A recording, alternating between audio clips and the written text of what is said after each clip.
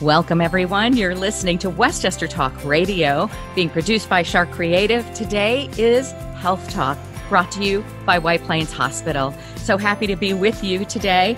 And we have a very, very important topic, and we have an expert in the field that is going to help us through various questions and the latest research and all that we need to know concerning stroke today. So I'm very grateful to have Dr. Boris Chopayev, the Chief of Neurology and Stroke Director at White Plains Hospital. We're going to be concentrating on this particular segment on how to prevent stroke and how to know your risks. So apparently stroke is number 5. I did not know this, the cause of death in the U.S. and the primary cause of disability. Also something I didn't know. However, apparently there's good news in the fact that they're highly preventable.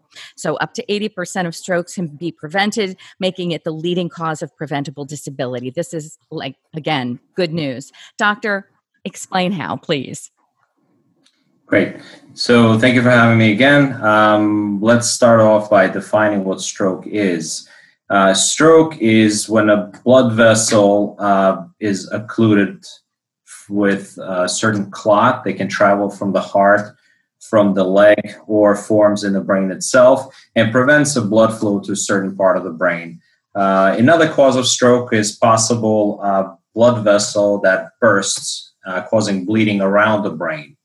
In both cases, there's a disruption of blood flow to a particular part of the brain, which causes brain ischemia or brain death. And depending which blood vessel is occluded, will cause certain types of symptoms in the patient. Okay, well, if you wouldn't mind taking us through some of the major risk factors of stroke. So stroke is fairly common. It affects close to 800,000 people in the United States every year. On average, someone suffers a stroke every 40 seconds, if you think about it. The challenges we face today are certain signs and symptoms that, most of us are not aware of, especially when we're having strokes.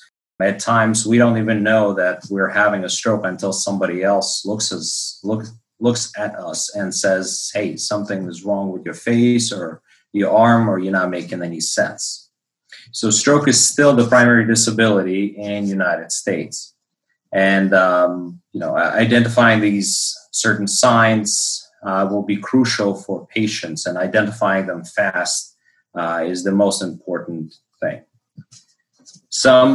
The most common mistake that people do is wait, hoping that the symptoms that they're experiencing will go away, which is, it causes long-term disability. The longer we wait, the more chances a certain part of the brain will not come back to normal. What are some of the risk factors? Having high blood pressure, having had diabetes, excessive drinking, smoking cigarettes, and or vaping. Drug abuse is fairly common among stroke victims.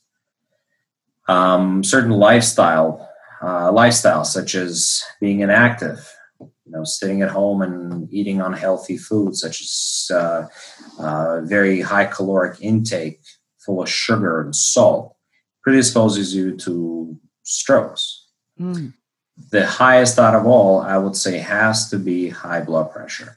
When you said vaping, I'm realizing that it's such a kind of a newer phenomenon. I wasn't sure whether there were health risks associated with vaping as well. Why does that also work against people in terms of possibly getting a stroke?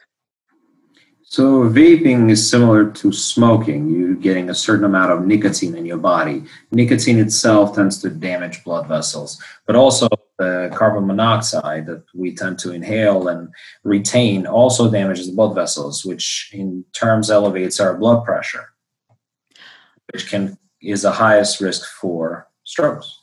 Oh, that's really something.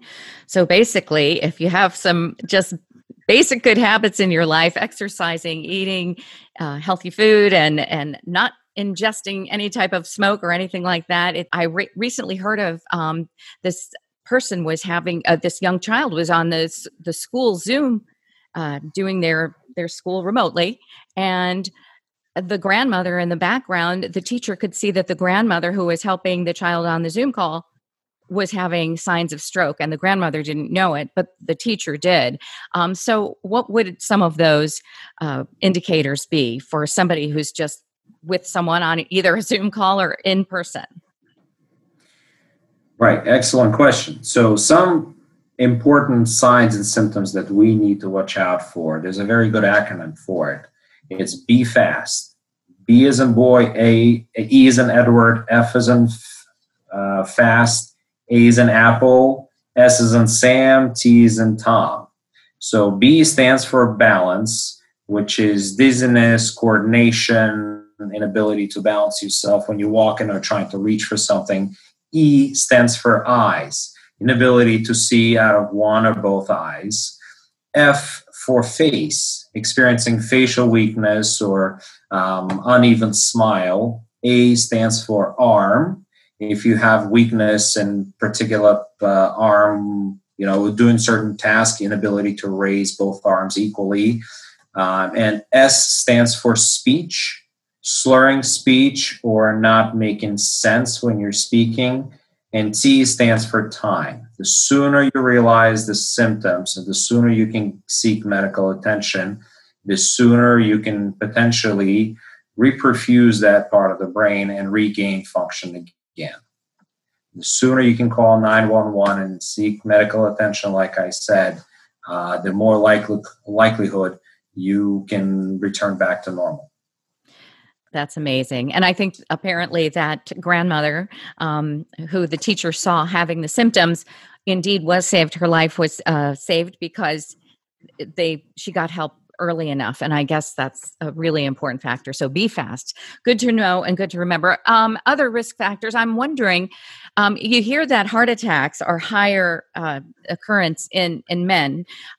Is that the same for a stroke or it's not related? So believe it or not, for strokes, women are more likely to have a stroke than men. And women tend to have more disability and die of a stroke than men do. There's many different reasons for that.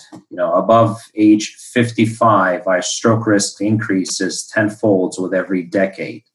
And as we know, most women tend to live much longer than men. That's one of the reasons why women are prone to strokes.